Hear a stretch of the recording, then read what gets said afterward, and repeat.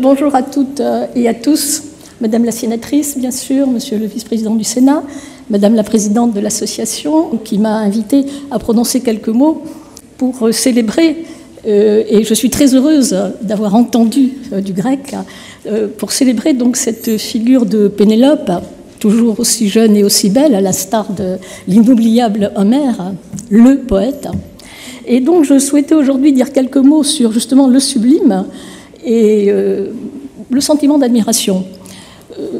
Je parle ici non pas tant en tant qu'antiquisante, mais professeur de lettres, généraliste, qui a enseigné le grec, justement, en Cagne, et le français en Cagne moderne. Et il me semble qu'aujourd'hui, tout particulièrement, où le paysage quand même éducatif, disons le paysage de la littérature est un petit peu étriqué dans notre institution quand même, il me semble qu'il serait bon de renouer avec peut-être une conception, surtout par notre ciel plombé, une conception un petit peu plus plutarchienne peut-être de la littérature, qui ferait en sorte que les élèves ne se voient pas, chers élèves ici présents, ne se voient pas seulement proposer finalement ce qu'on appelle aujourd'hui à l'école des objets d'étude, mais peut-être davantage quand même la substance vive des textes. Et cette substance vive des textes, il me semble qu'elle est particulièrement illustrée et honorée dans ce sentiment du sublime. Je n'ai pas me lancer évidemment dans l'exploration érudite d'une notion aussi complexe qu'il est difficile de définir. Mais en tout cas, ce qui est certain, c'est que le sublime va bien à la jeunesse. Et si on s'en réfère justement à Aristote, dans son analogie entre la vieillesse et la jeunesse, il dit, et c'est un très beau texte, que finalement la jeunesse est particulièrement douée pour la grandeur, pour l'exception. Et donc le sublime va bien à la jeunesse. Et puis je me souviens aussi que l'admiration, qui est inséparable du sentiment du sublime, est un sentiment donc, dont Descartes faisait une véritable passion. Et Nietzsche, ce fervent helléniste, disait volontiers que l'enthousiasme est une vertu peut-être au moins aussi importante que la posture de contestation un petit peu qui peut devenir stérile. Alors, le sublime, qu'est-ce que c'est ?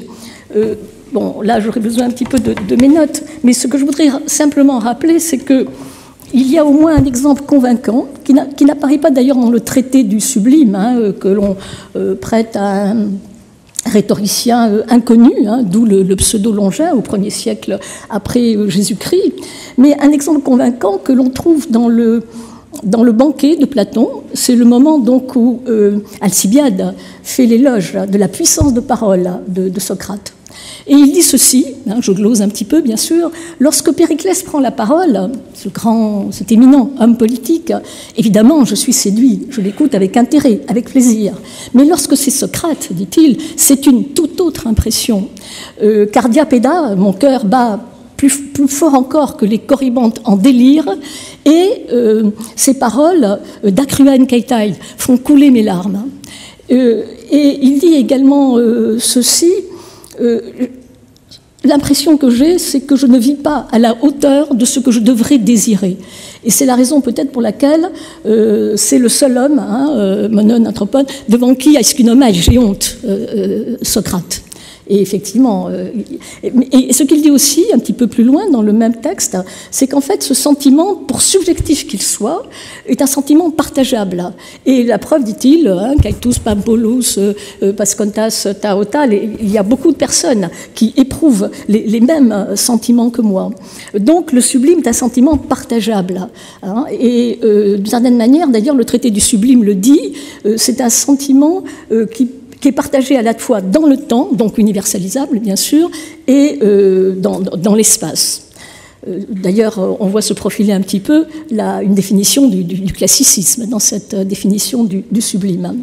Alors ce sentiment du sublime, pour le dire un peu plus précisément quand même, il a été donc le traité du sublime, que l'on doit à ce pseudo-Longin, a été pour la première fois donc traduit par Boileau en France, en pleine période du classicisme, en 1674 donc, et dans sa belle préface, Boileau va à l'essentiel. Il dit ceci, le sublime, qu'est-ce que c'est ? C'est cet extraordinaire, ce merveilleux qui frappe dans le discours et qui fait qu'un ouvrage enlève, ravit, transporte.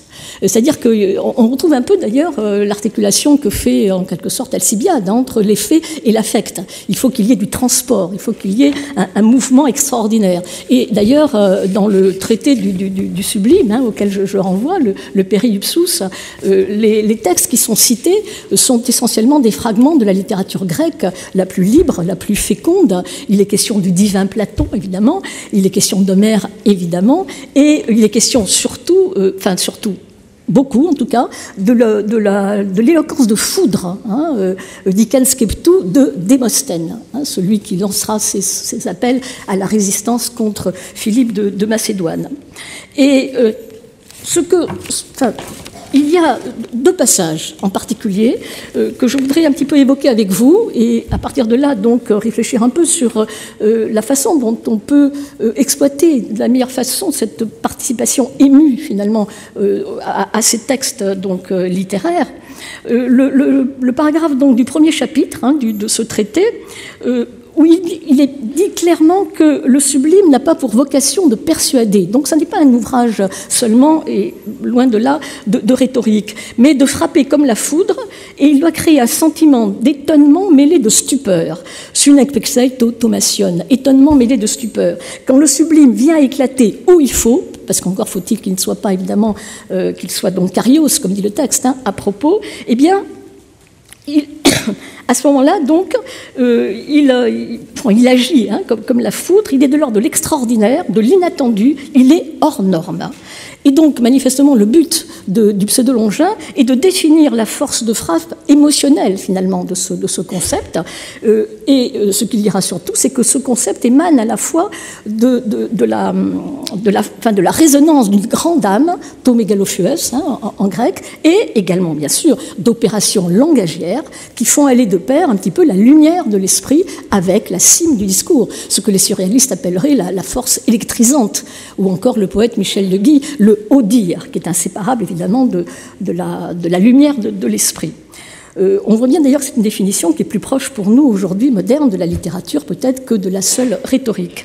Et un deuxième passage que je voudrais souligner, c'est dans le chapitre 7, qui souligne davantage peut-être la capacité du sublime à s'inscrire justement dans un registre éthique, dans un registre moral. Face au sublime, dit le pseudo-Longin, notre âme s'élève, exulte, prend l'essor, elle est remplie de joie et de je ne sais quel noble orgueil, comme si c'était elle qui eût produit les choses qu'elle vient d'entendre. Autrement dit, le sublime est contagieux. Il oblige à la participation et en particulier, il est presque de l'ordre d'un impératif de vivre autrement. Et le deuxième d'ailleurs passage le confirme, confirme qu'il comble une exigence de dépassement, le sublime. La nature n'a point regardé l'homme comme un animal de basse et vile condition, mais elle a mis dans l'arène, en quelque sorte, comme un courageux athlète qui ne doit respirer que la gloire. Autrement dit, nous sommes invités, nous sommes sommés même, d'être à la hauteur de cette définition qui, outre qu'elle fait signe, comme vous le voyez, vers l'esprit agonistique grec, repose surtout sur la foi en l'exception humaine. Et il me semble qu'il n'y a pas d'humanisme sans cette foi en l'expression humaine. Et je pense là, puisque je suis également latiniste, honneur aux Grecs aujourd'hui, mais enfin, n'oublions pas le latin, on peut penser à ces très beaux vers d'Ovide, c'est dans les Métamorphoses, bien sûr, le livre 1, où le poète évoque la création de l'homme par la divinité. Et il dit ceci: « Tandis que tête basse, tous les autres animaux tiennent leurs yeux attachés sur la terre, os homini, sublimé, dédite. Il a donné à l'homme, ils sont très beaux ces vers, il a donné à l'homme donc un visage, os, pour qu'il regarde vers le ciel. Et un peu plus loin, donc, aelumque oidereiusit aterectos atsidera tolere ultus. Et il lui a demandé, il lui a intimé en quelque sorte, de lever les yeux vers le ciel et de contempler les astres. Alors, évidemment, via le sublime, nous sommes invités, en quelque sorte, à nous identifier, je dirais volontiers, avec des modèles superlativement accomplis de l'humain. Nous sommes invités, finalement, et le pseudo-Longin, ça n'est pas pour rien qu'il accorde une grande importance à l'imitation dans son chapitre 11, parce qu'il nous met en contact avec un tribunal, en quelque sorte, de grands modèles, dont il dit que ces modèles doivent, et l'expression grecque est très belle aussi, nourrir notre âme au grand. Tas psykas, anatrephein, ta megete, nourrir notre âme au grand. Alors, le sublime a besoin évidemment de s'appuyer sur la rhétorique, mais je dirais surtout, si je m'en réfère d'ailleurs également au texte, il a surtout besoin de grandes circonstances pour s'éprouver comme tel. Ce que Baudelaire appellera, dans son magnifique commentaire de la peinture de Delacroix, la vérité emphatique du geste dans les grandes circonstances de la vie. Le sublime a besoin de grandes circonstances de la vie. Et à ce moment-là, la poésie lyrique, la poésie oratoire, la poésie épique se rejoignent pour susciter justement cette contagion émotionnelle. Dans son texte, le Pseudolongin, justement, évoque la poétesse Sappho et évoque donc ce poème qu'il nous a permis d'ailleurs de garder, l'Ode à l'aimer. Et ce qu'il dit est aussi très intéressant parce qu'il souligne évidemment ce dont se souviendra Racine dans le fameux l'aveu de Phèdre, bien sûr, je le vis, je rougis, etc. Il évoque cette force de l'excès physique de l'amour et il a ce beau passage, donc, c'est une passion qui mobilise d'autres passions. Son âme, dit-il, s'agissant donc de l'héroïne, du sujet féminin ici, donc son âme est un rendez-vous de toutes les passions. Elle gèle, elle brûle, elle défaille. Et d'ailleurs, cher Philippe Brunet, dans votre beau commentaire dans la naissance de la littérature grecque dans la Grèce ancienne, vous soulignez effectivement à la fois que ce poème, qui est vraiment très beau, Phaineta, Moi, etc., n'est pas de l'ordre de l'autobiographie, n'est pas de l'ordre de la confidence. Ce peut être effectivement simplement... Il n'y a aucune effusion sentimentale, comme vous dites, bien sûr, mais il n'empêche que si le Pseudolongin en fait une illustration du sublime, c'est bien parce que ce poème est frappé au sceau d'une formidable réussite, qui est celle d'une forme sens extraordinairement, donc à la fois plastique et émotionnelle. La passion amoureuse, mais aussi bien sûr la passion de la liberté. Monsieur le recteur Morvan évoquait tout à l'heure Antigone. Il y a d'abord bien sûr Démosthène, cette capacité de la force de frappe rhétorique du verbe de Démosthène, sa véhémence, son appel pathétique, parce qui s'avérera stérile finalement, de résistance contre Philippe de Macédoine, c'est l'exemple parfait d'un sublime finalement qui s'adresse, dont l'appel à la résistance s'adresse à tous, à un nous collectif. Mais il y a naturellement l'Antigone de Sophocle, et ce qui est intéressant dans l'Antigone de Sophocle, c'est que ça permet de rappeler que on dit volontiers, surtout avec le tournant anthropologique de l'enseignement des langues et cultures de l'Antiquité, auquel j'ai moi-même participé, mais avec quoi je crois qu'il faut prendre une certaine, pas du tout distance, mais un peu de distance aussi quand même, parce qu'il s'agit de ne pas oublier justement cette substance vive des textes. Or, il est évident que nous ne pensons pas dans notre tête avec la psyché des Grecs, mais il n'empêche que ce que disait Malraux de l'immortelle évidence d'Antigone, le grondement de la foudre antique, orchestre sans la couvrir, l'immortelle évidence d'Antigone, utoi sunectein alla sum philae fune, je ne suis pas né pour partager la haine, je suis né pour partager l'amour. Eh bien, ce mot d'Antigone, évidemment, résiste à toutes les déconstructions, je dirais. Et d'une certaine manière, c'est bien ce que disait d'ailleurs Louis Gernet, le père de l'anthropologie quand même de la Grèce ancienne. Quand la petite Antigone a parlé, tout le réalisme des rois de Thèbes ne pèse pas bien lourd. On peut penser aussi plus près de nous, puisqu'il ne s'agit pas d'oublier les œuvres plus proches et modernes, la parole du jeune La Boétie dans le contraint, dans le discours sur la servitude volontaire, qui nous intime en quelque sorte, et c'est presque de la vitupération, c'est ce que Alcuin a appelé le fouet de l'air, nous invite à résister, à ne pas avoir l'esprit rampant et à ne pas finalement accepter la soumission, à ne pas accepter donc l'obéissance. Et puis je pense aussi bien sûr au Sut lacrimae rerum de Virgile, d'où Madame de Staël voyait sourdre toute la mélancolie de la poésie moderne. Et les mots d'ailleurs, pour ceux qui se souviennent du texte ou qui l'ont étudié, les mots donnés à Anchise, quand il lui dit « Apprends mon fils de moi, virtutem laboremque », le sens le courage et le sens du labeur, et puis cette chute extraordinaire que personnellement j'aime beaucoup, « ex aliis fortunam », que d'autres t'enseignent les voies de la réussite, que d'autres t'enseignent le bonheur. Mais moi, ton père, ce n'est pas ce que je t'enseigne. Ce que je t'enseigne, c'est laborem virtutem.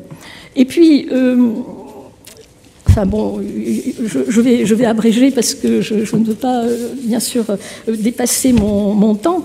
Mais il me semble que il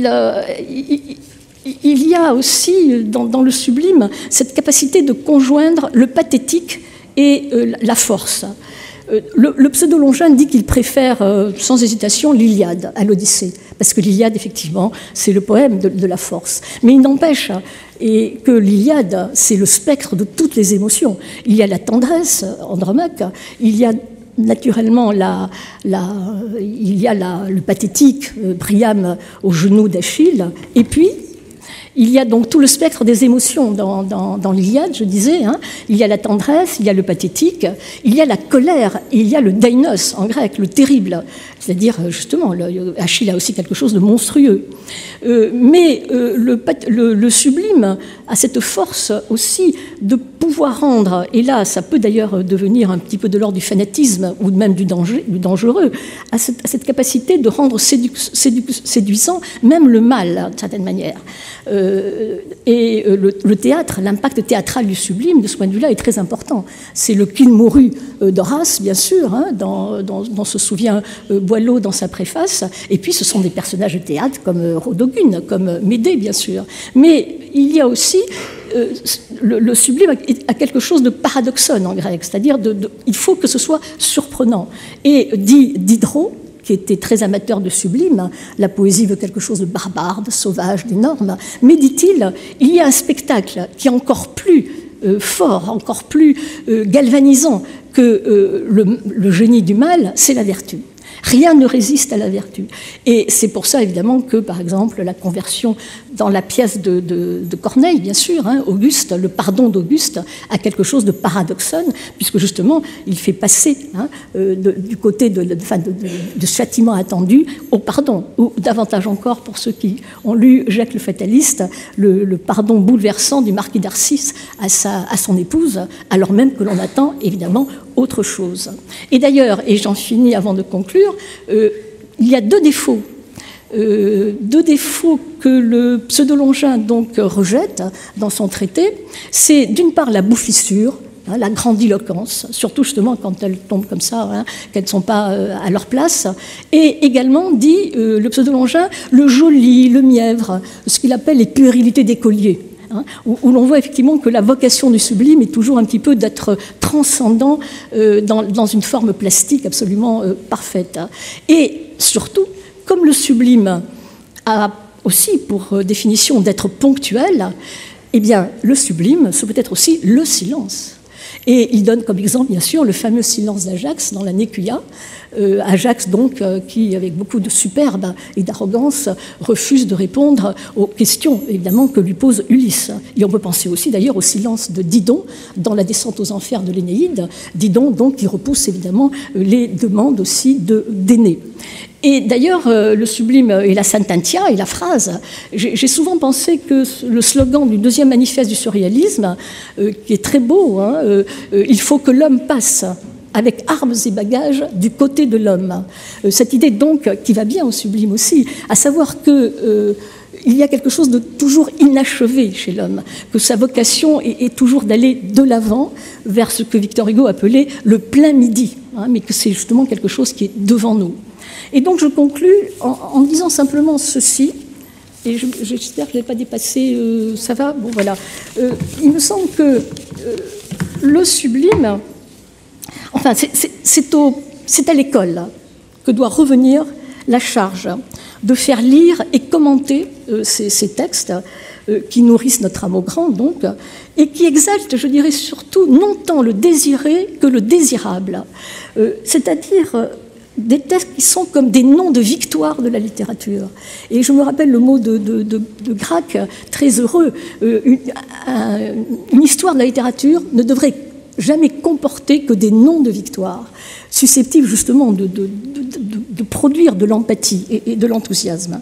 Autrement dit, il ne faut pas que les usages seulement sociaux, voire anthropologiques de la culture prennent le pas sur son sens pleinement humaniste, pleinement littéraire. Il faut que les textes restent ce que Montaigne appellera « paroles ins de vent, mais de chair et d'os ». C'est cela la substance vive des textes. Et cette littérature, son enseignement a besoin de passeurs, c'est-à-dire de professeurs, évidemment, enthousiastes, convaincus et bien formés. Encore faut-il, et j'en terminerai là, que l'institution réserve justement et se donne toujours les moyens de bien les former, ces professeurs, et aussi de permettre le meilleur accès possible à ces textes de la littérature gréco-latine et de la littérature en général. Sinon, il nous faudrait alors partager, hélas, le J'accuse culturel de René Char dans La bibliothèque est en feu, leur crime, un enragé vouloir de nous apprendre à mépriser les dieux que nous avons en nous. Je vous remercie.